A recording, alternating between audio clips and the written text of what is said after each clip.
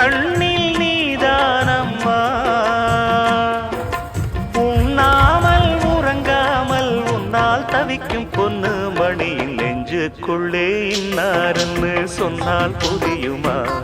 அது கொஞ்சி கொஞ்சி பேசுறது கண்ணில் தெரியுமா? உலகே அழிஞ்சாலும் உன் உருவம் அழியாதே.